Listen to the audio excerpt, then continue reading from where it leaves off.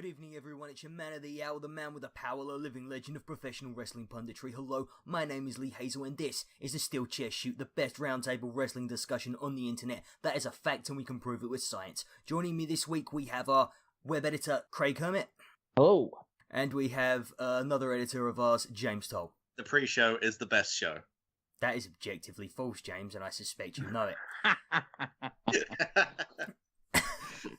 Was that also tested by science? Was that tested? I would like to see results of that one. This is That's the all new theoretical intro. on that one. Yeah, this is the new intro that I'm sort of like feeling my way around. I've basically like wrote down a load of ways I could introduce like pretty much any like show on any subject, and I decided like I just landed on this one for this thing, and I don't know why. I just thought, it sounds alright. It's in front of me. Let's go with it. Let's do it. I used that one for a couple of weeks now, and yeah, I like it. Cool. So anyway, we are here to talk about this week's WWE discussion, and obviously that is Extreme Rules, which is, by the way, if you've seen the ending of Extreme Rules, this is how you do a nice surprise.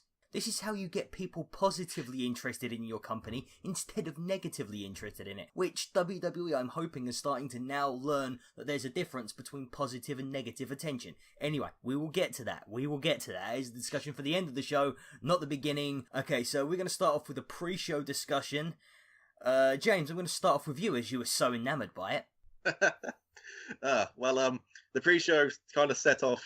I was kind of surprised at the pre-show because I was not really focusing on it, given that I was tired. I'm like, okay, let's get through the pre-show, and then suddenly Kalisto and Apollo Crews, accompanied by Titus O'Neil, put on a very fun match, like surprisingly fun. I was not expecting, like they could have just walked out and just fought for like 5 minutes, like not really doing much, and then that would have been it. But they actually put effort into it, which I was really surprised by.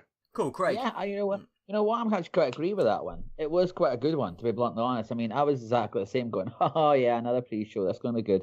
Another match with slight build-up, not so much. But yeah, Kalisto getting the win after Titus being the guy who's over-managing all the way. But I want to know what they're doing next from it. I want to know what's coming from this. Like, I literally want to see what's happening now with the Titus brand. I mean, right now, are we going to see a feud now between Crews and Titus? Is Crews going to just admittedly just join properly with it and just start going, yeah, Titus, you're absolutely right. I'll just start like not argue with you anymore. I want to see what happens next. What do you guys think? I was going to say, like, do you think that Apollo Crews is going to make a particularly compelling heel? Does anybody? Got it in him. I'm not sure. Like, I think the only way he could actually probably make himself the heel is if he just does really despicable, dastardly, heelish things in the same manner that Braun Strowman does them, except he just keeps smiling the whole way through them. Just like smiling and smiling and smiling as he just beats people half to death. And that would be one of the creepiest, most distinctive heels I think I've seen this century. He has got an overly positive smile, hasn't he? Yeah. Oh god, that thing legitimately reminds me of like the old the ventriloquist puppets. Seriously, he's had that smile, like that same type of smile since he worked in PBW in Scotland and PCW in Preston. It's never changed. I just and you know what? I think go for it. I think it's a great idea that you've got there. Seriously, I think it's a great idea that you've got. The fact is, if he was some just absolute monster, and after every time he's beating someone down, just lying there with just a smile. Do you think he'd stop smiling for his own mother's funeral? Like, do you think, like, That's took an awfully dark turn. I know, but, like, that's what it, like, that is a smile that inspires not joy in me, but, like, fear. I'm just, like, I'm imagining him, like, standing there at the funeral with, like, the smile on his face as everybody's crying and mourning around, and just, like, and here's the thing as well. I barely ever see him blink. I'm creeped out by the man. I'm creeped out by him. No one's that happy. Wow. Nobody's ever that happy. God. Now that you say it, I don't think I've ever seen him blink either. No, oh my god! I don't think I've noticed. I don't think I've watched his face that intently to notice the blinking. To be honest, me in my dreams, Craig. That's good. This is journalism 101 right there. How much? I feel like I'm in a 1980s commentary with Bobby Heenan there. Turn around, going, "Yeah, he doesn't even blink." Why are you watching him blink? You should be watching him wrestle. I then see him blink. Yeah. Well, that is the kind of old school vibe I'm going for with this show. That you know what? That's the stuff you don't hear about in other magazines. Like, guys, that's what you don't hear about. That's it. Does he blink? That's what we watch for. Yeah, cool. So where do we reckon we're going to go from here then, Craig? What do you think is the future of the Titus brand? Does it just stick to being Apollo Crews, or does it become this like all-consuming thing where he just like gathers superstar after superstar after superstar? I've got a really bad feeling it's going to be one of these comedy sticks where it's basically Titus going on about how great it is, and they try to recruit more people with going nose, and then they just keep on losing. And it'll just develop maybe to SummerSlam where you'll have Titus facing Apollo Crews. We're just going, either he'll turn heel or he'll just go, nah, I've had enough of this. Does that make SummerSlam? Like, does that even I think make it'll the be a card? pre-show. It'll be a pre-show, I'll tell you that. I think they've invested too much in it. Like, no, think about it this way: they've invested about that's about 4+ weeks on it, and actually having proper matches on Raw to actually showcase this feud or this build up for the feud. They're not going to give up on that, especially with the lack of storylines that's been happening. They've got this good storyline, this storyline going around, and they'll make it on the pre-show at least to SummerSlam if they keep going. I'm just wondering where Darren Young's got to. Who? Darren Young. Do you know what? For Mr. No Days Off, that guy has been conspicuously absent. That joke was funnier than you two gave it credit for. Okay. I'm upset. You know what? You know what? Yeah. Guys on Twitter, if you guys listen to this and on Twitter and you found that joke really funny, do let us know if you want a poll on that, and we'll conduct that. Not a problem, guys. And we'll actually re-record this for 5 seconds extra, and we will focus on putting an extra 5 seconds laughter in there. There you go. Based on if you thought that joke was really good.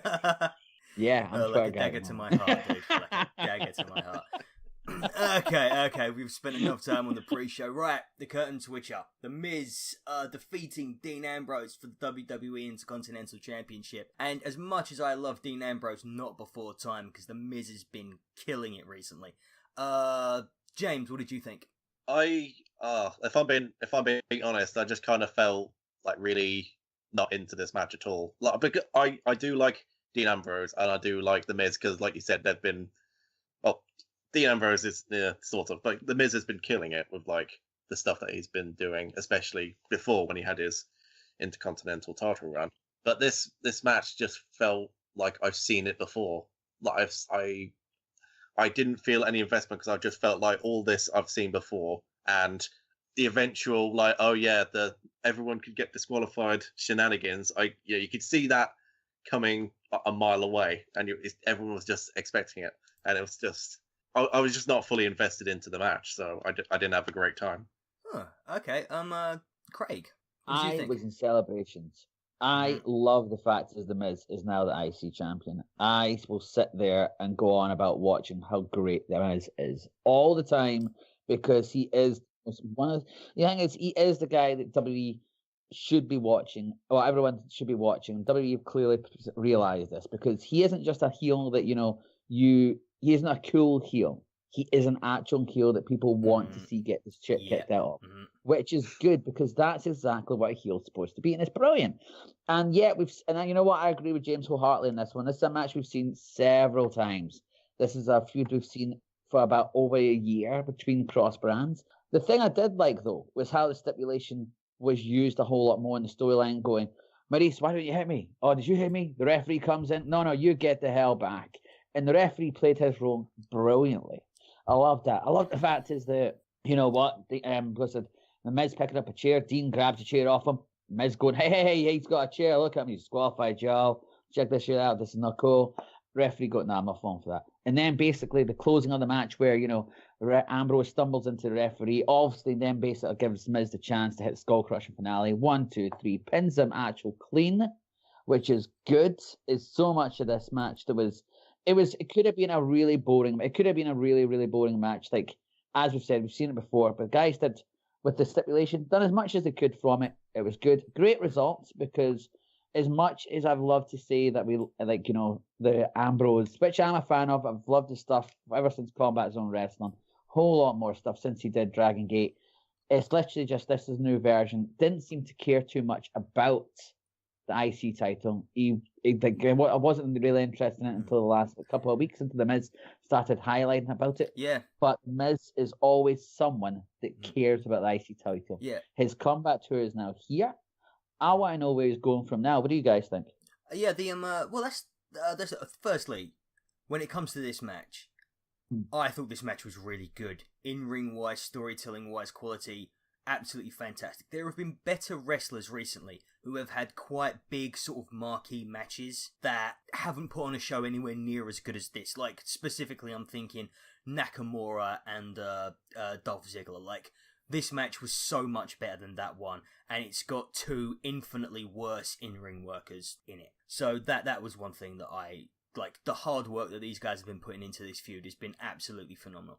Secondly, you do realize just badmouth Nakamura. That's something the W Universe does not smile upon, my friend. Oh, have you been hearing like the reaction to the match that Nakamura had with Dolph Ziggler? Like, it was very underwhelming. I don't think anybody like was expecting that match to be as kind of just meh as it turned out to be. Like, people are wondering, like, even on SteelChair, all I've been hearing about that match was, where's my Nakamura? Where's the Nakamura who faced Sami Zayn in his opening match in NXT? Where's the Nakamura who faced AJ Styles in his last match at New Japan? Was it his last match?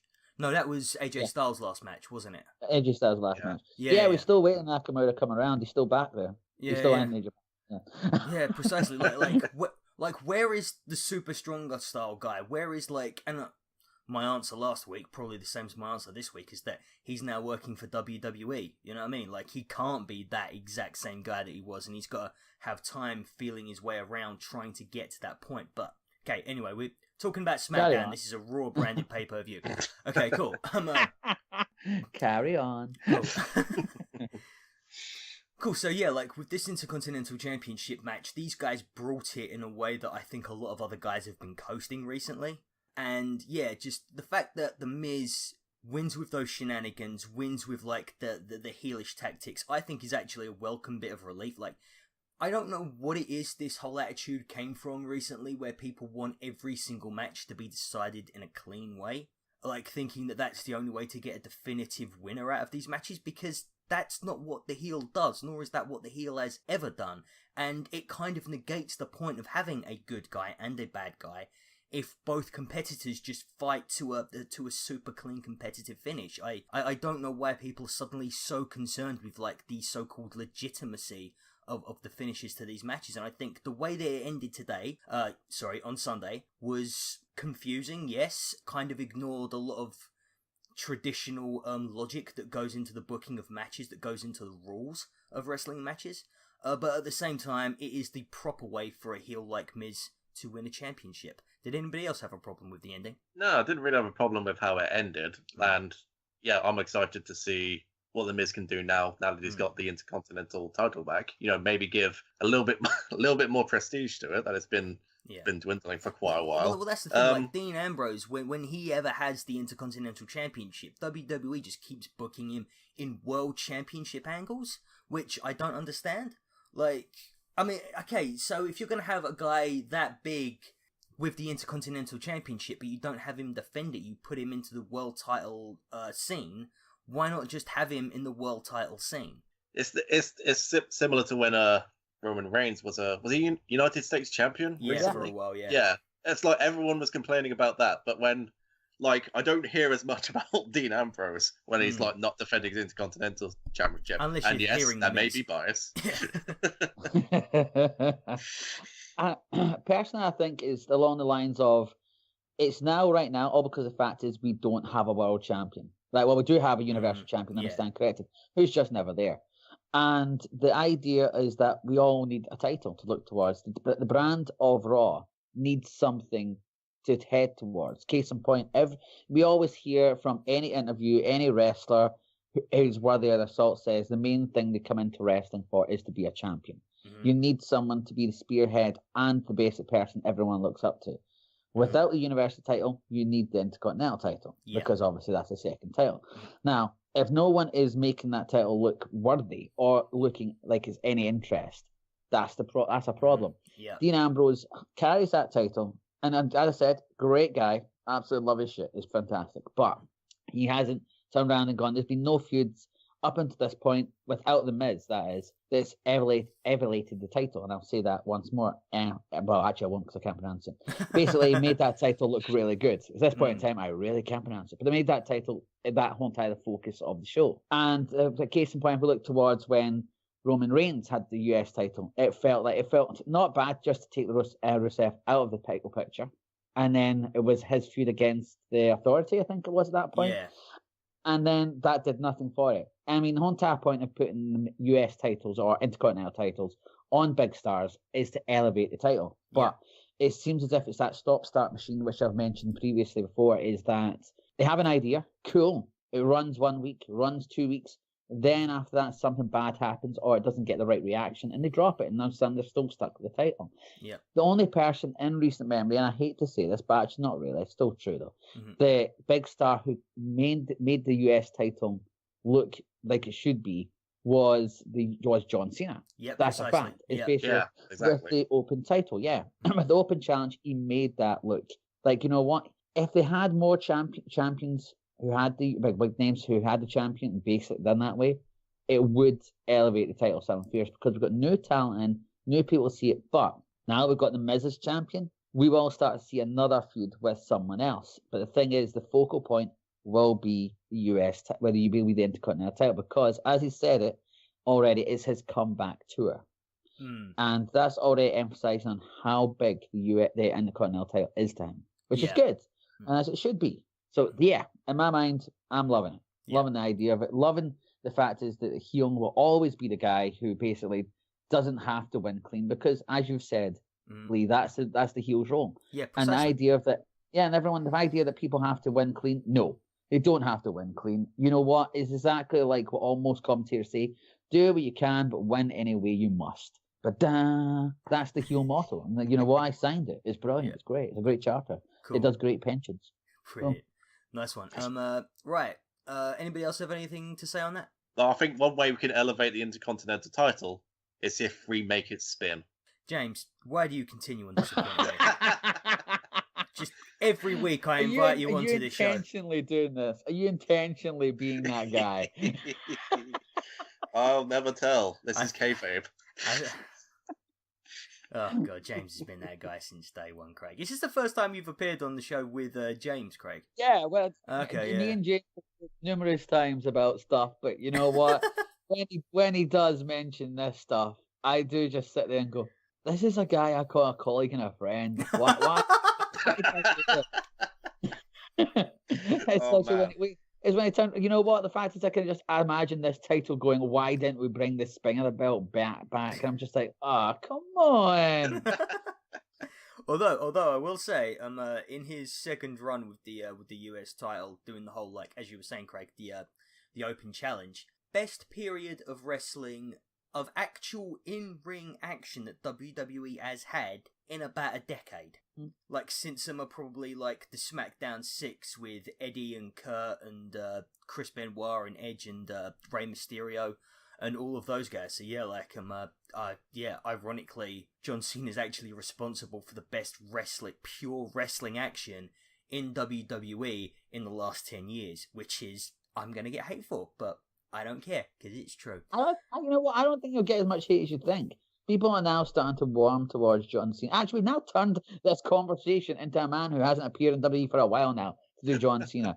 Thanks, James.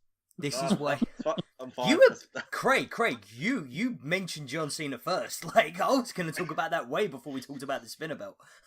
Yeah, but I'm going to be blaming it on someone else. I'm not going to be responsible for John Cena in this competition, yo.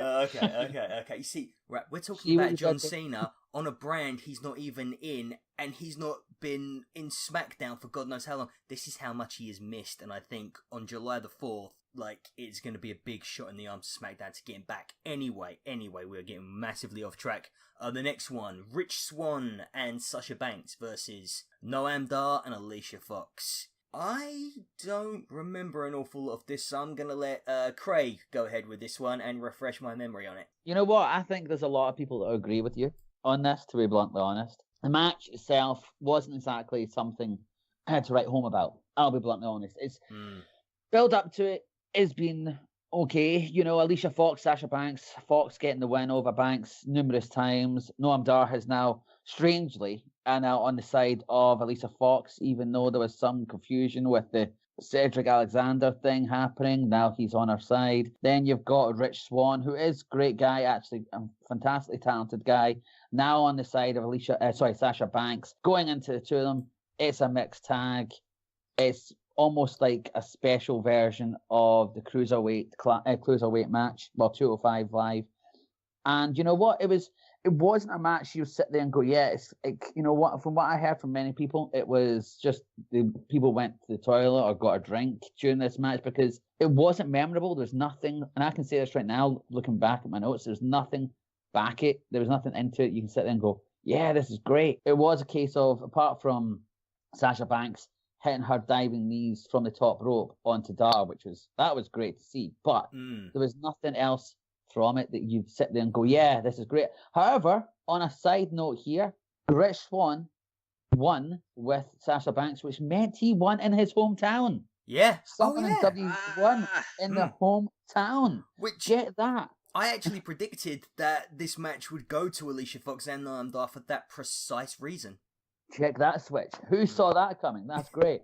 And just because that happened, the next segment happened where they got someone to just basically insult the entire city. But yeah, on this match alone, though, it was great. It was not. That's a lie. No, it was okay. There was nothing great to see. It was a Raw match. Let me be blunt. It was a Raw match. It was a match you could have seen on Raw. It would have been the same 5 minutes all the way through, and that's it. It's a sad fact. The way this, I'll be bluntly honest. What I'd rather see right now is Fox and Banks no longer fighting because you know what? In the matches they've had so far, there's been nothing coming from it. Dar is a great wrestler himself. Seen it all through the country. We've all seen it. And Rich Swann, absolute fantastic wrestler as well. Seen many stuff he's done across in wrestling across in America. But I would rather have Dar versus Swann with a proper story built up. Yeah. Don't get me wrong. Banks and Swann does have chemistry. Fox and Dar have now started to have that chemistry again. But this match was certainly not an advertisement for them. No, what are they like with Sasha Banks? Like, how far has her star fallen? Is this literally the only thing they can think to do with Sasha Banks these days? One of the most talented women's wrestler in North America. James, you get this one because I'll be a fan. No, just like I was annoyed by that as well. Because I was thinking about as I was watching it. Like she was a women's champion for a while. She was fighting against Charlotte, and they were really good matches. And now she's doing this. Yeah. So that's depressing. But then you get into. I've seen their matches before with Banks and Fox. They were okay, but this one kind of felt like I had Joey Styles in the back of my mind shouting "Cat fight!" You know what I mean? With some of those moments. Yeah. And that's what really annoyed me. It was like, have we just taken a massive step back when it comes to these sorts of matches? Yeah, I thought I do not want this. Yeah, the whole idea of the mixed tag and like associating a female wrestler with a male wrestler in the sort of romantic way had taken a massive step back recently, and it was kind of a change I wasn't ready to like see be, you know, turned around on. You know what I mean? Like, I didn't want to see them go back on that policy that they seem to have gotten of not just lumbering female wrestlers with male counterparts. Yeah, I agree with that, especially when it was when 205 Live was getting going and they just put Alicia Fox with Cedric Alexander. I was yeah, I don't know. It's just like, oh, okay, Alicia Fox is just not on Raw now. I guess she's just here. Just on 205 Live, just cause. Oh god, I'm gonna go off on another tangent, but what the hell happened to Cedric Alexander? Seriously, like, this guy was one of the most over members of the whole 205 Live roster, and I thought the natural champion, the next champion after Kendrick, and they made it Rich Swann for some reason, despite the fact that saw on at least 2 pay-per-views when they did the whole, like, 205 Live 6-man tag match, whenever Cedric Alexander in, not only did he make the match like 20% better, he also got the crowd actually invested in him. People were cheering for this guy when they would remain silent for all of the other cruiserweights, and I think Swan was included in that. He was injured, by the way. Was he injured? That's why. Mm. Yeah, I'm just having a look this now because you know what? Because I was the same thing. I was thinking, hold the phone here because I actually do remember calling this guy being contracted. You know what? Exactly as you said, he was amazing. Yeah, I've heard nothing on it. He's injured, means he will likely return towards. There we go. He should be arriving soon. He has appeared in like a few weeks ago in a 6-man tag where he didn't really do much because the fact is he was just there to make sure he was still getting the ring rust out, but he was out for, there we go, and during March he was out for 3 to 5 months, so there you go. But that's something you didn't hear about, which opens up another kettle of fish of why have we not heard about it? Why have fans not heard about it? Where the fact is anyone in WWE on Raw or SmackDown, you'll hear someone getting injured. Oh my God, this is it. We need to make sure they're okay. Cedric Alexander, I've just had to hunt for that. Yeah, like not via the WWE website, no less. Yeah, but that's a pain. That's not right. But going back to the point here where you guys are talking about a step back in women's wrestling, one thing I want to say about it is it because the fact is that's more WWE orientated in the sense of where at the moment UK and basically women's wrestling as a fact, I don't like saying women's wrestling, but women's wrestling because it should just be wrestling is just it's been immense all across the indie scene. Case in point, Super Strong Style Progress. We've just seen great match between Toni Storm, Jenny, and Laura D'Amato. Yeah, fantastic. I was there. I was in attendance for that. That was fantastic. Exactly. You've seen that. We both seen the Pro Wrestling Eve, which the matches there were amazing. Yeah. Over the weekend there in London, there was PEW. In Fest Wrestling, you've got Sue Young versus Sami Callihan. In other companies across there, you've got Sabotage Wrestling, you've got WSL Wrestling, you've got Shine, Shimmer, all that type of wrestling. You see matches on those type of cards. And you look across at women's wrestling or the women's divisions in WWE, and it's nothing the same. The two of them, you just turn around and go, what the hell? I mean, the closest thing we've got to this cross-branding it again is SmackDown, where you had that 6-woman basically mash up of basically everyone kicking lumps at each other, which is great to see because that's exactly how passionate it should be in the division. Yeah. But at the moment, the Raw division, in my mind, for the women's title, or just the women's division in period, it seems stagnant. It doesn't. Whoever's writing it doesn't seem to get just how much passion, how much the wrestlers they have to offer in that division. Yep. Because they are incredible stars. And you know what odds are we're going to link this up to the same discussion to our next story, but our next match. But you know what? It just seems as if there's a massive disconnect on that one, especially when you look at the wrestling that's going on in the indie scene and you compare that to WWE. That's just my thoughts on it. Cool. James, you got anything else on that? No, I just imagined Craig just dropping the mic right there because that was... Oh, you know what? Don't get me started on that shit, James. You know me. Cool, guys. Yeah. James, yeah, just saying what sealed it for me that was just like I was going to have a bad time was when you saw both Sasha Banks and Alicia Fox just run at each other and then just roll out the ring together, and it's just like, oh, for God's sake. I remember this back in like 2002. I don't need this here. Although one thing I will say about it is I did enjoy. I think the one thing I can remember from this match, and I don't remember an awful lot. The double knees to the outside on Noam Dar was really cool. And secondly, didn't every single time Alicia Fox and Noam Dar tag, like they hugged, like that was their tag? I think so. I mean, I remember that once happening, but I don't remember it happening multiple times. Okay. Oh well. Okay. But if so, that's adorable. Yeah. And speaking of the women's division taking a massive step backwards, Alexa Bliss versus Bayley. Which one of you wants to dive into the mire with this one first? Oh, can we start off with yeah. It's just so this is your life. Anyone remember that segment? Yeah. Or has that already been like bleached out of your mind? Oh God, or sheer will. I can't believe you actually said the words. To me, like, the This Is Your Life segment is like the segment of the name I dare not speak. It's like the Voldemort of Raw segments by now. just was that the point where the writers just thought, "Uh-oh, we've made a mistake"?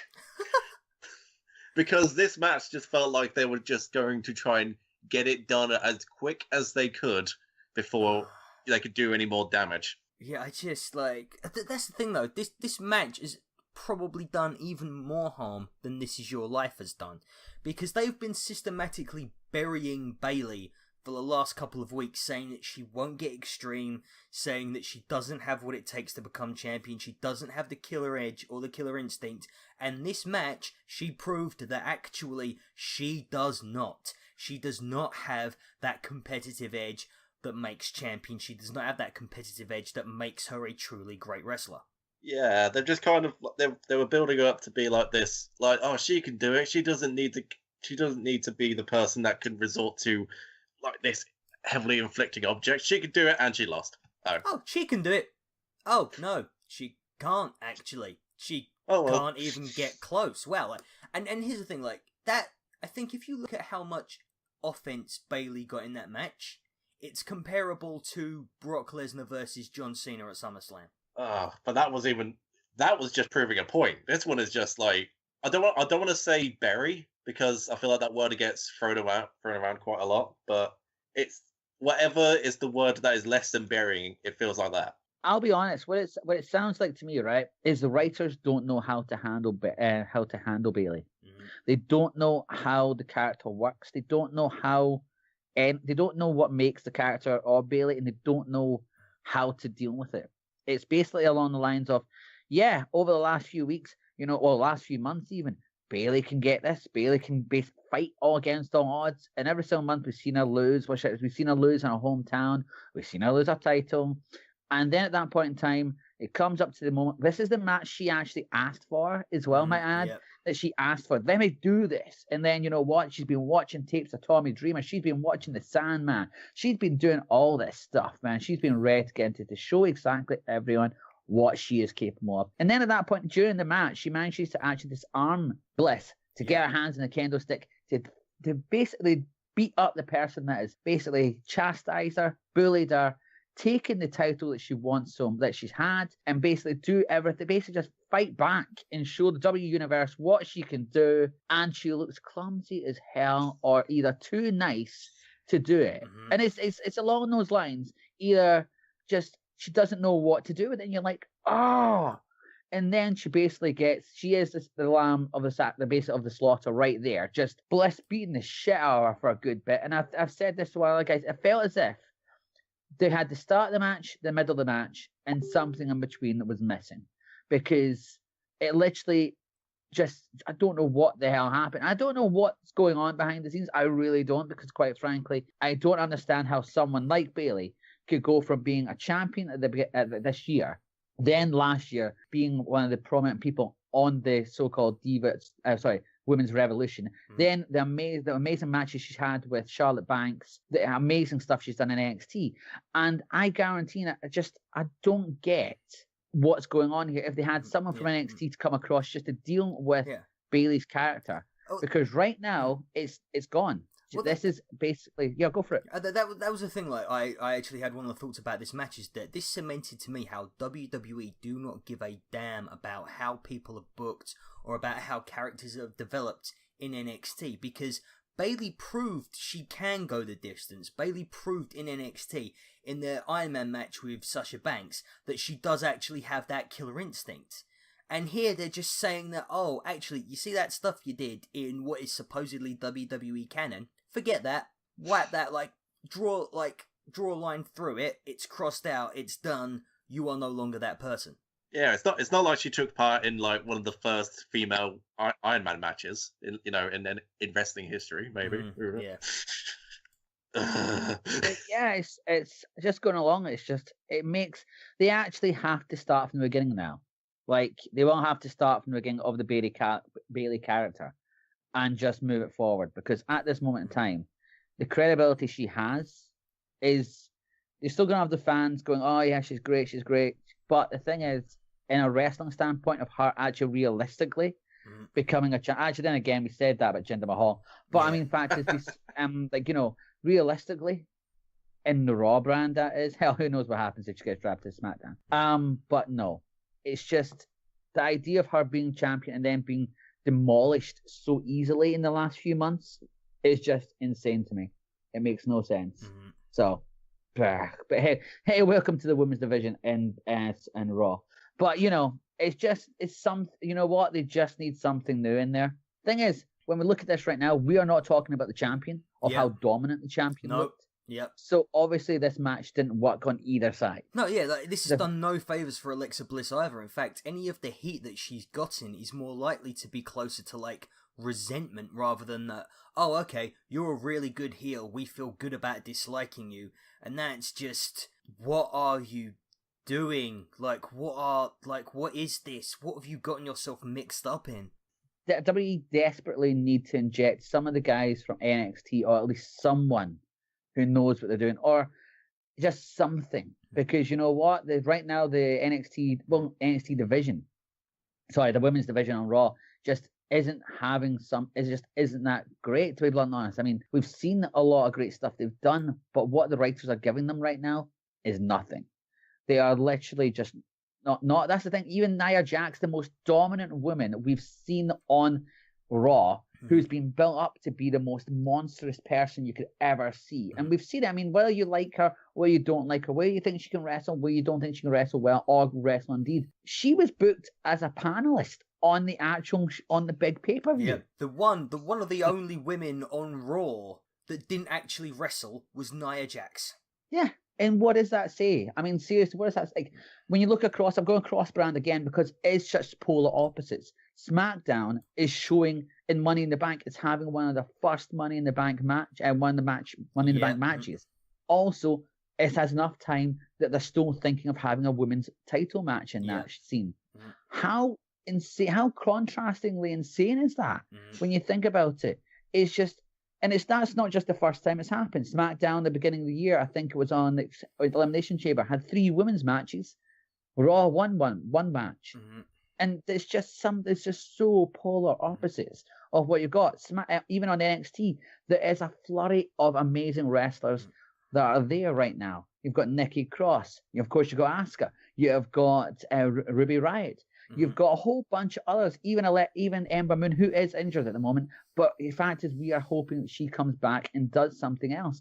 There's a sterling array of wrestlers there. And it's not, so WWE can't use the excuse of we haven't got wrestlers. They have got accomplished wrestlers there.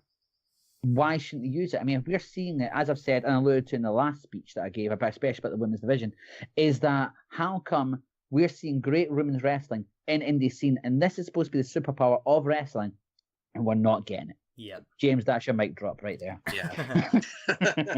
You got 2 mics now. You need to pay for one of them. Yeah. James, you're the NXT dude. What has the women's division been like on NXT right now in contrast to how it is on Raw? Well, they had their first basically an all-female Royal Rumble in a way. Oh, did they? Yeah, that was quite fun because I hadn't actually seen that before, and you got to see a bunch of female talent being emphasized and just put on show. And some of them we don't know yet because they're probably like performance center people that haven't exactly got a debut yet.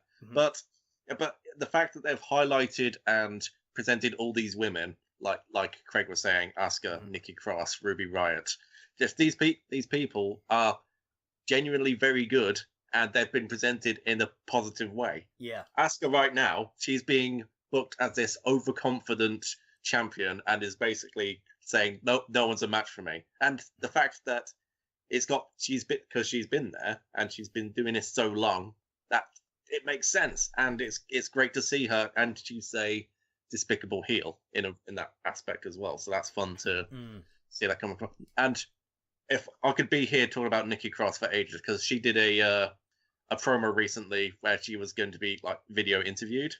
But she didn't like break character at all. In fact, it was like we saw some like backstage stuff where she thinks she almost bit one of the sound guys. And it's just talking to the camera like with like a dark silhouette, and she was just like, Ruby, I'm coming to get you, stuff like that. It was brilliant. Honestly, nice. I don't know what's going on with Raw, but NXT have got it down. Yeah, like what is And going there's on. my And what... mic drop. Yeah. Yeah, I mean, this was Extreme Rules' own House of Horrors match. Like, this is the match that drags the whole pay-per-view down almost an entire grade, and if it weren't for the fact that something genuinely awesome happened later on in the night, then it would have overshadowed all of the quality that went on in the rest of the pay-per-view. And that's me slowly putting my mic carefully down. Cool. But on to positive notes, though, eh? On to positive notes would be a tag team division, eh? That's looking good, Clint. Oh, yeah. Sheamus and Cesaro defeated the Hardy Boys by escaping the... Okay, right. Yep. Greg, why don't you brought this one up. Why don't you take us through this? Because a lot of people... I love how your tone went so high at this point, going, escaping from the catch? Yeah, only dogs and cats can hear you now, man. Yeah. Let's see. So yeah, that's his podcast problem.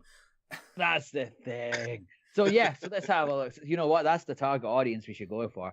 Right, cool. Right, that's what we've got. So you've got Shaz. Well, is it Shaz? I can't even bother pronouncing the tag team name to come up with it. Sheamus and Cesaro. Sheamus right? And Cesaro, yes, or Cesaro and Sheamus. Like, just separate the words. Don't try to put them together. I hate Portman's hose. Thing. It just makes no sense. It's like one of them things that came up with like relationships in the 2000s, which I completely ignored. Right, but anyway, back to the wrestling, which is good. Right, so we've got Cesaro and Sheamus who have been getting beaten in singles matches and tag matches up in the run up to this. Fans hoped that they would actually get the tag team titles via the cage, no less, which is basically something Hardys have been doing well throughout their throughout their WWE tenure when they were there. Also in TNA, Impact Wrestling, and several others. It was good. Cesaro and Sheamus have been built up fantastically well. They've actually now got a tag team which is believable in the sense of where it's credible to see them as champions. People have invested in the team itself, and it was good to see the two of them go for it. It was confused. I will be honest, at the start, it felt weird. It was just something, it's like the chemistry just wasn't working. It just didn't seem, again, this is not just myself, it just seemed odd at the beginning of the match. Going through the match itself as well, of course, Jeff escaped first, which was weird because the whole entire point of the match is that both men escape from the ring. Escape from the cage, either through the door or through the cage, and then both of them win. So surely, if one person, if one person escapes, then you've just left the other person for dead. Surely, like camaraderie, teamwork. Yeah. But yeah, that's the thing. Yeah, and that's something that this basically highlighted. Which, might I add, it's not the first time the Hardys have done this. It's happened in 2001. When it was the Survivor Series Alliance versus WWE with Hardys versus the Dudley Boys. But let's not talk about that because that means the Alliance. But here we go. Straight into again, we had Jeff leaving his brother aside, leaving Hardy to face the two guys, leaving to face Cesaro and Sheamus. But then Jeff came back into the ring, realized the mistake, and then basically did one hell of a move coming off the top of the cage, basically just knocking some basically a whisper of wind off top of the cage, which is great. And then basically one thing I did notice, those fans were chanting delete as hard as we're going for it, which is also really good to see. But one thing I will point out though is that will this be the start of the separation between Jeff and Matt? Because the fact is we did see Jeff leaving Jeff leaving his brother behind, abandoning him. Which what was the motivation behind broken Matt Hardy breaking the first time? Wasn't that like he got Jeff injured him? I think. Mm-hmm. Yeah. Basically, after getting beaten up, I think it was in one of their matches. That was it. It was then that's when he became broken. But as one thing that Matt has said several times, the thing that kept him, the thing that fixed him, the thing that made him become Matt Hardy again, is that the tag team titles, and now they've lost the titles. Yeah. Cool. Yeah. Right. Okay. So I just have one thing to say on this. Like, okay, right. The whole rules thing. By the way, this pay-per-view shouldn't be called Extreme Rules. It should be just called like the most rules or more rules.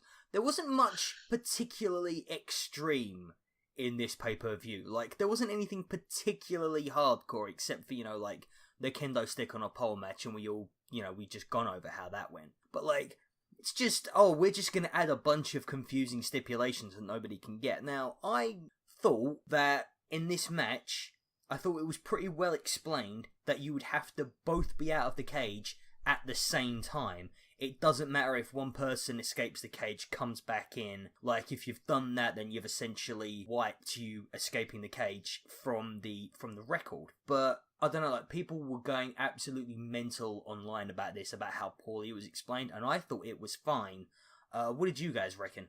See, I thought when Jeff Hardy escaped, I generally thought, okay, that's it. So it's just Matt. He's got to escape now. But that's mostly just based on my logic of when I've last seen a cage match where people had to escape, it was in a WWE game, and you can't exactly come back in. Oh yeah. So when Jeff escaped, I thought, okay, it's just Matt. So when Jeff came back in, and then like they had this whole thing where the Sheamus and Cesaro came out first, and then Matt Hardy came. I was like, oh, okay, I guess it. Just weird. Yeah, I don't. Anyway, right, okay. I like the fact that Sheamus and Cesaro have got the belts, because I really think that them turning heel has been the whole dynamic that they had beforehand, where one of them was a heel and one of them was a face, was okay. It was intriguing, but I also think it got old quicker than it probably should have done. And I think them uniting in this way, doing like the Goro celebration where it looks like they're one dude with four hands, I think is really awesome. I really like that entrance, and just like the whole badass angle that they've got, especially coming off of them, because they did it almost straight after WrestleMania, where they were like given a hero's welcome on the Raw after Mania, and everyone loved them, everyone was into them, but then they went bad, and that is the proper, correct way to do a good heel turn, is to take somebody you like and then betray the audience, and that hits you right in the feels, and that was a good positive heel turn, and I think one of the best handled heel turns that WWE has done for years, probably since Seth Rollins turned on the Shield. Yeah, Cesaro isn't as great a heel. I'll be blunt and honest. He's good at his heel. He's one of those wrestlers that can do anything, to be blunt and honest, character wise. But Sheamus is a born heel, right? He is even when he was being the nice guy, the good guy, there was just something in the look in the eye that said he could basically shake your hand, but also he'll bro kick you in about the next second afterwards. And that is something that's brilliant. It's the fact is that when you looked at the heel turn, that's when it needed to be done, because it was following the route of, again, it was that stop and start thing where the guys are now against each other, now facing each other, now on the same side. And up until WrestleMania, or the Raw before, after WrestleMania, you were still hitting there going, I don't know what's going on with this. Is it they still don't like each other? But do they like each other? If they don't like each other, why are they tag team? I don't get it. And then they did the heel turn, which, as you said, is the best way to do it. Is the best way isn't just to do the basically. It's always the best way is to portray the fans, and it's portraying them in the right way. Like literally, we saw it between Jericho and Owens. We've seen it, as you said, with the Shield. It's good ways of doing it, and you know what? As you said, this was the best way of doing it to do so, and it's something that it's basically something like an injection into the tag team division these guys have done, and it's what you get when you've got two main big names. Because Cesaro is a big name, so is Sheamus. Even on the undercard, if you want to call it that, they're mid-card guys. If some people would call them that, but they will. It basically electrify the tag team division because they have the characters to do so.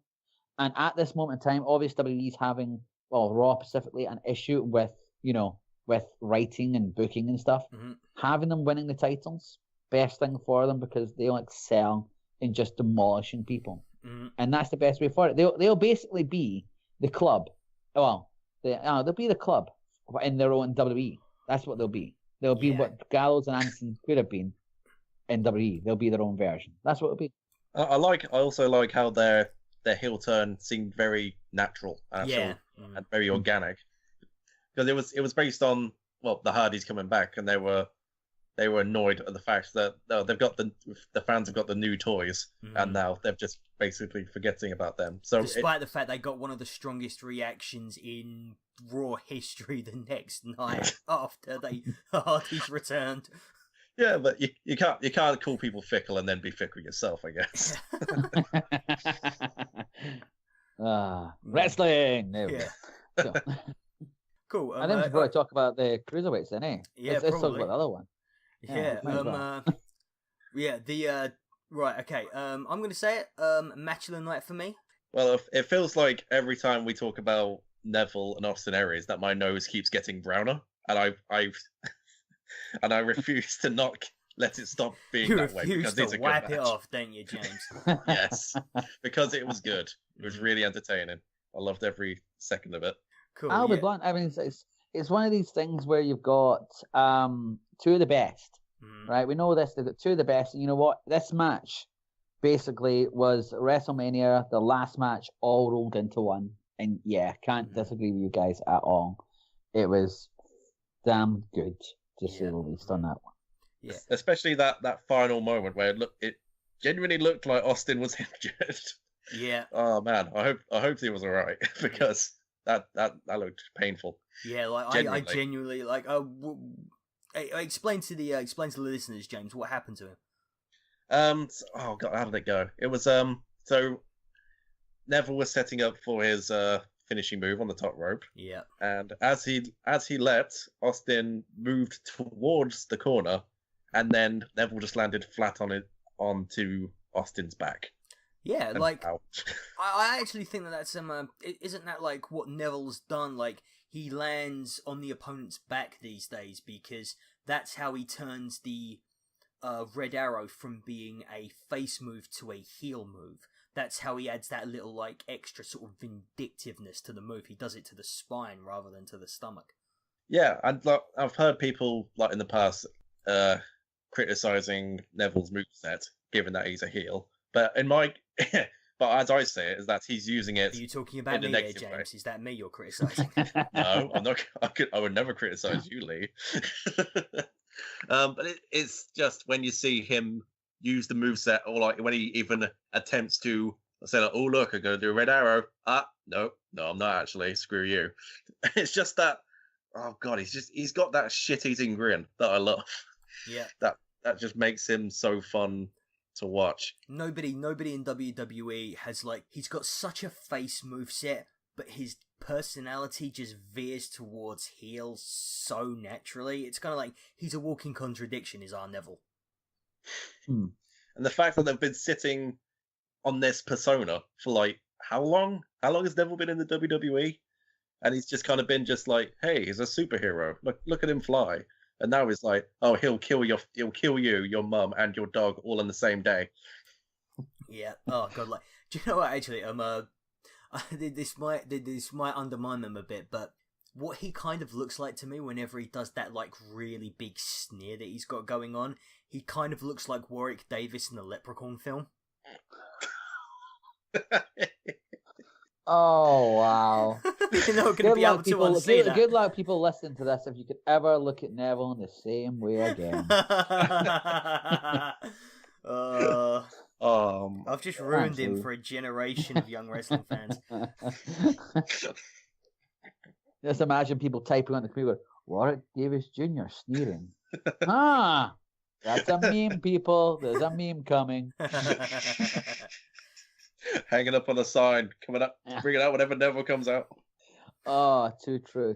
But yeah, the fact is, as you've said, like people that have seen Neville in the UK under Pac, under the name of Pac, was brilliant, and you know they've seen how nasty he could be before. But the fact is, you can almost imagine it's almost like that conversation we've heard with CM Punk and McMahon. Is where he turns around and goes, "Can you be a heel? I'll be the best heel you can imagine." Is he joking? I don't think he can. And it's almost like that because how, like, I don't know if you guys, I think you guys there at the WWE thing when they went to the UK for the UK tournament. So I remember I was there, and that's when Neville came out and cut one brilliant promo saying how he should be doing this. He should be the UK champ because he's been the UK champ. He should be this guy. And you're like, damn, that's incredible. And the thing is, this version of who he is now is incredible. He is a dominant champion right now, and 3 wins over over someone like Aries, who is one of the best, probably apart from Cedric Alexander, as we said before, is probably the best in the 205 division, which what we've seen so far. That is, there's still great wrestlers in it, and we haven't seen kind of what they're capable of yet. But at the moment, everyone, including myself, was sitting there going, Aries should win this because he is the next champion. He's been built to be the next champion. But it shows just what is going to be next for, like, how dominant is Neville going to be. However, like, one thing that did bug me about the match, though, was, and I don't know if you guys noticed this as well, was why is the referee count to 10? And going on about match, God, yes. Why are you doing this? It's like you have one ref that's like commentating his job at the first match, and then this guy's just like, whatever. Throw my hands about. We'll see what happens. It's just, if there is going to be, like, I would be honest, if there's going to be another match between the two of them, which I don't know when it'll happen, because I recall Aries saying after this he needs to readjust himself, needs to reassess himself on a tweet he put up after the match. These two have to go again. It would have to be something dramatic. It couldn't just be a basic match. It would have to be like, submission time match or something like that, or an Iron Man match, along those type of things. If they do go again, a lumberjack match. I kind of think that the Austin Aries Neville feud is done now. I think this was now never for Austin Aries. And worst of all, he tapped out. He's the face and he tapped. He didn't go unconscious. He legitimately said, I don't want to compete anymore, which is kind of death if you're a face. Now, firstly, I think Austin Aries is kind of wasted as a face anyway, but this is 205 Live. There aren't that many, like the only two people who are really killing it right now are Neville and Austin Aries. So one of them has to be the face. So they've made it Austin Aries in this instance. But yeah, it's like, I don't know where Neville, like, if Neville doesn't lose it to Austin Aries, like, he's got to have it until WrestleMania or until they finally put up the money for Rey Mysterio to come back. Like, that's pretty much it for me at this point. And the fact that Austin Aries tapped, kind of like, that's it. That's the button on the end of the feud. He can't really come back from that. He has to go away now. He has to feud with other people. And the problem now is, I don't know, like Craig said, is, like, I don't know who's next for Neville. Like, he's taken on all comers and he's won. I think the only person I think he's got next is probably TJ Perkins, but TJ Perkins has only just turned heel. Are they going to turn him face again? Because quite frankly, the face thing's working for him a lot better than the heel thing did. No, sorry, the other way around. The heel thing's working for him a lot better than the face thing did, because him doing the shit-eating grin, him, like, doing the dab works so much better if he's trying to humiliate his opponent while being a heel than if he's trying to humiliate his opponent while he's a face, which, frankly, he shouldn't be doing in the first place. Well, I'm hoping, like, whoever they pick next, they have to pick it very carefully, because so far, Neville's been facing, he last faced Jack Gallagher, whatever. Sorry, the WWE TV made me confused for a second. And also Austin Aries. So the next person they pick is going to be at least elevated just by being in the ring with Neville. Yeah, I mean, I would actually like to see him actually have a proper feud, a proper pay-per-view match with Jack Gallagher. I think that would be excellent, especially, considering the whole the UK revolution that's happening now. Mainstream American audiences are actually starting to sit up and pay attention to the British Indies. So yeah, that will really drive their real estate up. Yeah, is that not a problem there? In fact, it's like, see how we've seen Gallagher get his chance and things like that with Neville, and it would be great to see him on a pay-per-view. But one thing noticing there is that we've not even noticed Noam Dar or Rich Swann, two of them who are great in 205 and the cruiserweights, which you've seen them do great stuff, but all because they're now almost shunted towards Raw, or that many dimension that's in Raw and 205. It would be I would actually love to see Dar doing his thing against Neville. It would be brilliant to see those two doing it, or even Rich Swann actually getting a proper build up to seeing the two of them doing it. It would be, there's just so much good stuff happening, but all because that Dar and Swan are now stuck in that mini weird dimension between the two of them. You don't even think about them now at all within that division, which is bizarre because there's some great guys on that division, And the thing is, I can imagine it's going to be a slow build between TJP because obviously has he still got a title shot? I don't know. I remember them having a conversation before. Maybe. Like Neville was like, "Oh, it's coming! Oh, all the title shots coming! Oh, you'll get your title shot. Just you wait." But it's like one of those things. Like it's like with Alexa Bliss and Nia Jax. Like Alexa Bliss is like, "Oh yeah, no, like you're next. You are definitely next in line. I will be right on that with you." And then yeah. I'm just thinking now that I'm going to predict now that the next person that will face Neville for the title could probably be Mustafa Ali. That's my personal prediction. I would and I've got to be honest, I've been really enjoying Mustafa. Do you know who else actually has been doing really well and a lot better than people have been giving him credit for? Davari. Davari's actually been doing quite like I love that finisher he's got. That the wrist lock facepalm thrust. I think that's really good. And I'm sorry, I'm going to say it. That's better than the Rainmaker. Ooh, I'm going to get some comments. I will say like. Do you know what? See if you put that up. See when we promote this on Facebook or Twitter. See if you put up going. What does Lee think is better than the Rainmaker? Yeah, tune in and find out. Why is Ariel Daivari objectively better than Okada? Oh, that would be so good. You know what? You imagine you know what? We should just start do that with a clickbait thing right there. Hey, check this shit out. It's going to be good. Yeah, do that. That'd be funny. Well, to be fair, like I do. Okay, I'm probably going to cut this part out because this is so far off topic. But I do seriously think that of all the things that Okada does, why he just like does a wrist lock clothesline into a guy. And he doesn't even like end up on his knees after it. He still remains on his feet. That's just not that great to me. Like, don't cut it. Keep this in. It only looks good. It only looks good when the other guy like explodes and does a backflip. That's the only time it looks good. And I'm sorry. Okay, right. And this is really going to compound the hate for me here. But as far as I'm concerned, we live in a post JBL clothesline world. If you want to do a clothesline as your finisher, you've got to be on your feet afterwards. Otherwise, it just doesn't look like you've put your whole body into it. Sorry. I'm sorry. I will take my rest. Sorry?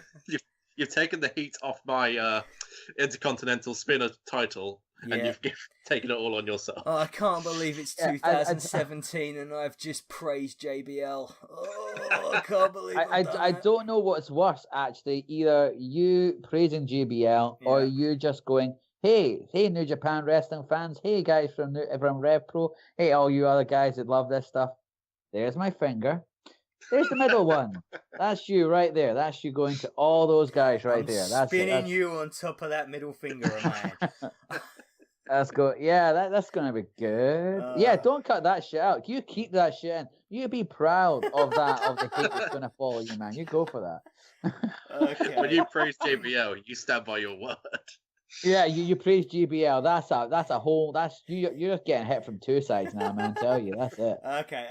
I'll leave that in just to like have to suffer my penance for it. Yeah. Okay. What magazine praised JBL? Hey, we might even get a follow from him at that point. We might get. Oh my god. We might be the only group that doesn't get blocked from JBL. I think even I've been blocked by JBL at this point, and I'm like nobody cares about my Twitter whatsoever. So, see, I'm old school. I'm old school hating JBL. All you guys are just jumping on the bandwagon. Oh no, I thought JBL was crap when they like. Okay, right. Oh, there we go. There we go. That's it. That's Ryan Dessler. Yeah. No, we go. Like I've done this, and we've got to go for it now. But you know what? Recently, what made me appreciate JBL coming from nowhere to win the World Heavyweight Championship, or the WWE Championship rather, back in like 2004, was recently Jinder Mahal. Because I can't see, apart from the whole expanding into India thing, why they would put the belt around him. And yet when I look back at JBL in 2004, I was like, well, at least he played the fuck out of that character. At least, like, his promos were actually top-notch quality. You can't take that away from him, at least. Like, when he spoke, he like absolutely you believed every single word that dude said. In ring wise, yeah, garbage, absolute like horrific garbage. Apart from that clothesline, which is godlike, but everything else garbage. So you brought it back around now. You've proved your point. That's a callback right there. That's a callback. Anyway, before I burn the internet down and before I get death threats, the Fatal 5-Way Extreme Rules match for the number one contendership of the Universal Championship. Right, okay, guys. James, what did you think of this? So we've got the main match. We have got in my mind, the thing that basically match the night and match main event of the entire year so far. Bray Wyatt, Seth Rollins, Roman Reigns, Finn Balor, and Samoa Joe. My man, go for it. What do you think? I thought that when the match was getting started, it felt very, very slow. But then, as most things, they creep up on you, and then there was just a sudden explosion of like, holy shit chants and things breaking, and my god, the ending. Yes. Samoa Joe versus Brock Lesnar. Don't tell me you're not excited. Dude, fuck yeah. Seriously. I'm not even going to lie about it. Like, the words that came out last was fuck yeah. That is it. It was to me, in my head, I wanted either Finn Balor or Joe to do it. I seriously did, because I'm tired of seeing Roman Reigns. You know what? I'm actually bored of the hate that comes along with him now, because I just don't care now. It's just like, you know what? He does what he does. He does it well. Fans love him. It's all good. Seth Rollins, just watched the DVD. Good times. Excellent stuff. Bray Wyatt, I just don't know when he's ever going to. When he comes out saying he's the best, he's a monster. And I'm like, dude, it's now hollow words. It's nothing really. You are dangerous in the ring, but we know you're not going to win. And Finn Balor, he was hyped up too. Like, my mind is when Heyman comes out and starts saying you're the best and you're the biggest threat to Lesnar, in my mind, that was a pin in my head going, oh man, mate, I'm going to think he's going to win this shit. But Joe, fuck yeah. I will love it if it's an MMA style match at bloody Great Balls of Fire, because Joe's done it in TNA. Or Impact Wrestling. It'd be great to see the two of them do that. It'd be just immense. But yeah, obviously Joe is being the Strowman substitute at the moment until Strowman comes back. But yeah, there was so much of this match that was great, and Joe just gives that look and the vibe of just being a guy who will fuck you up, which is great, and that's what you want from someone who's supposed to be called a destroyer. Am I right? Yeah, definitely, absolutely, right. Yeah. What the only problem I have, sorry to interject quickly. The only problem I have with this ending is that if the rumor is true that at WrestleMania we're going to get Brock Lesnar versus Roman Reigns for the Universal title, then I'm going to be severely depressed that Samoa Joe will lose against Brock Lesnar. I mean, I don't know if that's like an inevitability, but the fact that when it was someone that was going to lose against Brock Lesnar before WrestleMania, I would have happily. I would have been really sad if it was Finn Balor or like Seth Rollins, just because I really like them and I would like them to have the title. But the fact that it could happen, guys. Samoa Joe could win. Hopefully, they can actually get the title back. Let's see it once again. I have to say, like, there have been a bunch of people, like, saying that this is, like, the greatest thing that's happened. And yes, I love the fact that Samoa Joe won this match. I love the fact that he wasn't particularly given much of a hope to win this match beforehand. In fact, I think he was the rank outsider. God, I'd love to have put a bet on this match. But, yeah, like, so everyone's saying, oh, this is great, this is fantastic, the match between them is going to be amazing. The problem I have is that WWE have not earned my faith, have not earned that level of, like, hope, because I just think it's going to be a replay of Dean Ambrose versus Brock Lesnar at WrestleMania 32. I think it's going to be a squash. There's always Vince with like middle finger just behind your head, like. Also, like, have you guys seen Samoa Joe and Brock Lesnar actually stand next to each other? No. Brock Lesnar dwarfs Samoa Joe, man. Like, he's a lot bigger than Samoa Joe. And they're not going to be able to, like, do, like... I don't know who Samoa Joe's going to have to be in this match, but one thing he's not going to be is the Destroyer. Like, it's there. I can't see WWE doing it. I can't see WWE making it even. I can see WWE using Samoa Joe to cement the monster, especially as he kind of needs to be cemented after being squashed twice by Goldberg. Because frankly, like, one match coming back against Goldberg, nah, that's not good enough to rebuild the Legend of the Beast. He now needs to absolutely tear through somebody in order for him to be the character WWE clearly want him to be. And unfortunately, they have chosen Samoa Joe to be that guy. Maybe it would have been a better battle had Braun Strowman been the one, because for some reason, because they're two big men together, they would give Braun Strowman a bit more purchase. But I think the sheer size of Samoa Joe, the character that Samoa Joe is supposed to carry, I think that's... I'm going to go on the opposite on that one. Really? I'm going to be optimistic. I really am. I'm going to be optimistic on this one. I would love to see see how he beat Goldberg, which was great, and I actually cheered because just don't ever talk to Goldberg. Don't talk to me about Goldberg again. It's just me don't. neither. You know I'm with you. I'm with you there. It's just, I would love if that match drew a line under that whole entire joke of that it was. And coming back to be the Great Balls of Fire, come back there. It would be great to see if, he shows that he's a Universal Champion, that it would actually be, this is something you should watch, because to have this whole entire 1 minute thing for someone who just appears, it was becoming a joke and it was becoming an insult. If you're spending, this would be blunt honest, WWE, if you're spending God knows how much on this person's contract, WWE was getting heat, and probably also from their sponsors, of why you're spending one X amount of money, £1 million, on someone who's only wrestling 1 minute of a match. But that's looking at the behind the scenes. I'm hoping going forward that, yes, odds are probably Strowman will be coming back for SummerSlam. Odds are, yes, he will be facing Brock Lesnar. But give the fans a match. Just give the damn fans a match. That's all we want for. If we're going to be going, if we're supposed to be invested that this guy's appearing maybe 3-4 times, if he is, that is, in WWE, and this is a return match, his first title defense, there goes those 30 days out the window, for Great Balls of Fire. It'd be great to actually see a proper match. And Joe, if afterwards, because as I've said, they both got MMA backgrounds, they both know how to do it. It would be an insult if they didn't do something. And if Lesnar wants to do his whole entire look at me being utterly destroyed, put someone on a sacrifice for the week, maybe 2 weeks before the big event. Them come out, destroy someone else. Them come out, destroy someone else beforehand. And because just let them go. Joe, Lesnar, let them do a thing. And one thing I will say is, let's not focus on WrestleMania. That's next year. That's over 200 some days away. Yeah. And we know how contracts can be up. And we know how stuff like that. Let's focus on now. Let's focus on the big main event, which, okay, let's face it, it's going to be SummerSlam. A lot of stuff can change before then. A lot of stuff can change. And we've heard dirt sheets being wrong several times.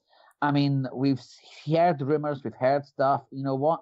I don't think they'll keep Lesnar with that title until then. It makes no sense for it. The Universal title and the demand and the backlash for having a Universal Champion, your main title, is going to be too much. They couldn't afford to have this. It's expenditure of WCW proportions to have someone going, we'll spend you this amount, but guess what? We're going to send Paul Heyman out to do your talking. As a business deal, it makes no sense. It's a Goldberg level deal, which they wasted because they didn't get the investment back. But on the plus side, let's focus on SummerSlam. Let's focus on Great Balls of Fire. Yeah. And let's just do it that way. Yeah. Yes, let's do that. Yeah, I just Bad. I'm just looking at, like, I'm just imagining the business meeting that Samoa Joe and Brock Lesnar finally have to actually talk and discuss about the match, and all I can think is that Samoa Joe's going to have all of these great ideas, just like Dean Ambrose did, and Brock Lesnar's just going to be like, no, I'm just going to suplex you 15 times, pin you, it's going to be 7 minutes, I'm going to take my 6-figure salary and I'm going to go home. See, thing is, Joe doesn't care for that shit, though. Joe is a different kettle of fish than Ambrose. Yeah. Joe is someone who's made more money out of the indies as well. Like after TNA, he got booked numerous amount of times. The thing is, he can be the tailor-made guy for WWE in that sense where he will walk the line. But he's also someone, as he's proven in Impact Wrestling and TNA, if he's pissed off and you give him a mic, like he done with Scott Hall and things like that, he'll call that shit out. He'll turn around and go, "You give me a live mic, I don't give a crap. What are you hell? Go watch that promo on YouTube, people, if you're listening. It's literally just, holy crap, someone's being relatively honest in TNA. I watched that one live. That was great. Yeah, a little bit like I remember also watching Kevin Nash coming out to like defend Scott Hall, and you could just see like the look in his face. He was just like, yeah.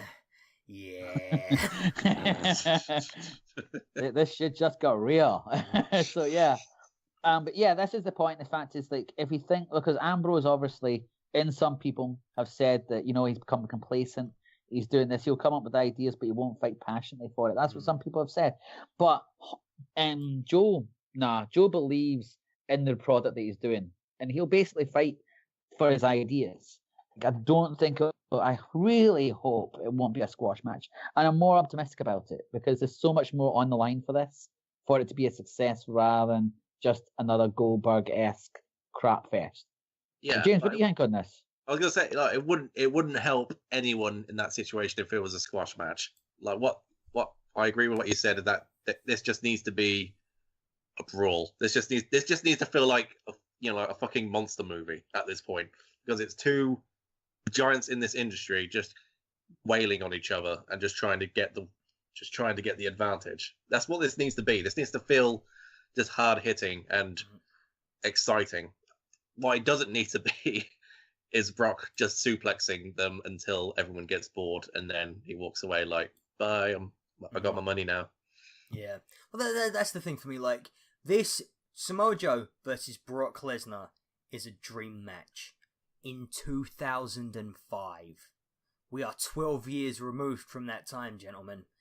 We live in a different world. Yeah. Oh, wait, this is 2017? What are you talking about? What? Down that time travel device. Yeah. I was just tuning into Raw. I was waiting for the bra and panties match. What's going on? Yeah. Oh, yeah, actually, one thing I was going to say, I forgot to say this earlier on, James, when you were talking, but I tell you this now, you have seen a Battle Royale with the women in it. It's just the first time you've seen it with any of them wearing clothes. Oh, yeah. That's probably in my memory somewhere. Yeah. But we'll talk about that. Teenager James was loving that stuff. Teenage James isn't here anymore. But yeah, the match itself was good though. Yes. Let's talk about the match, because the match was really awesome. I really enjoyed the match. Yeah. I'll go for it, Craig. Yeah, I just wanted to say I thought it was really good. Well, James, you jumped up a whole bunch of stuff, man. As you said, it was literally crazy. It's slow start, crazy at the end. I mean, let's just go through it. I mean, like, I've got some notes here, which is Rollins basically splashing Wyatt through a table. Yeah, that was brilliant. sick. And he really, I don't know whether or not he actually legitimately hurt his knee there, but the way he sold his knee after crashing into that table looked legit. It was great. Rollins hitting the blockbusters on Wyatt and Joe. Yeah. Reigns, this is what I mean by Reigns, right? It is the cool new thing to start hating on him. It's a cool thing to basically, be the guy that goes, oh, he's been handpicked by McMahon and all the rest. But you know what? When he speared Joe and Balor through the barricade, fuck yeah. I'm down with that every single time. Ballard just basically knocking everyone shitless, which was great. Hitting up with basically stomping on everyone. Yeah, anyone tries to get in, yeah. just like, whack-a-mole on the edge of the apron. That's exactly what it is. You know what? That's the logic you need, Joe. You want to come into my ring? Ha ha! Stomp to your face. You want to come in? I'll jump on you as well. Who the hell are you? I'll jump on you. And then basically knocking Joe with the steel chair. Hell yeah, in the corner. Seriously, it was a great lot of stuff. I mean, like, what was it? Even Bray Wyatt, I said, you know what? I did this earlier by saying, you know what? He doesn't win, but he is dangerous in the ring. This showed its fact is hitting Rollins with a DDT on the ring steps. Fuck yeah! This was everything that we needed. I mean, it was so good. There was so much good stuff in this match where you just sat there going, where has this been? Where has all this stuff been? We don't know because we haven't seen it, because this is what a pay-per-view is supposed to be. a pay-per-view match. This is supposed to be in your main event. I have not heard anyone knocking this match whatsoever because the match itself, excellent. Yeah.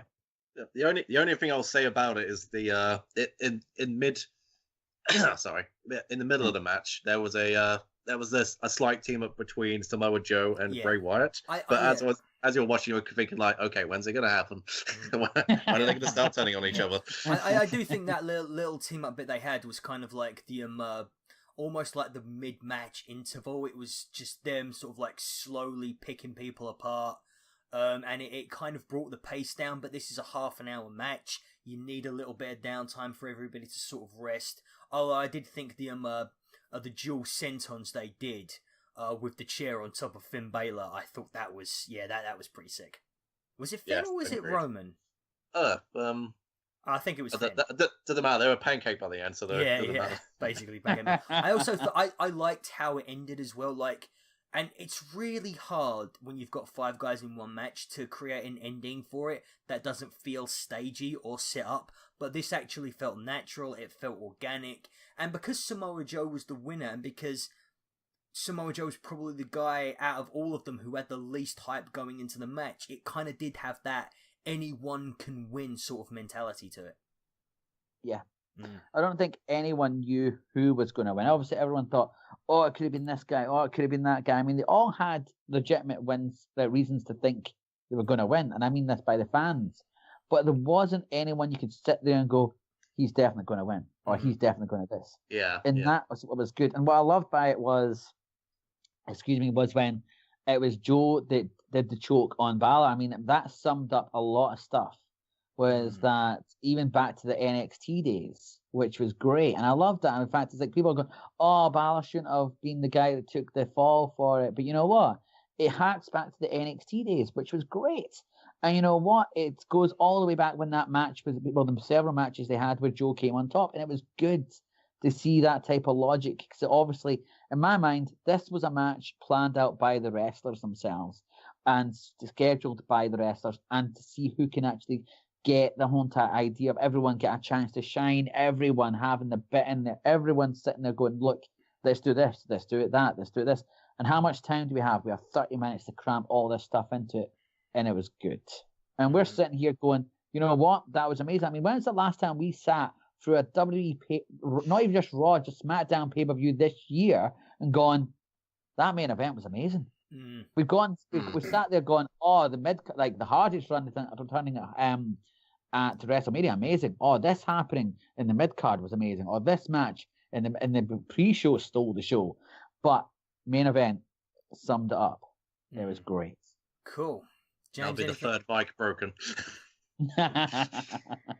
Craig, I can't keep replacing all of these mics. Jesus. Podcasting is expensive. It's 50 quid a pop, man. See, this is why I don't do podcasts. Don't put me on this shit, man. Seriously. There's a reason why I only do interviews and I don't do columns. It's just too bad, right?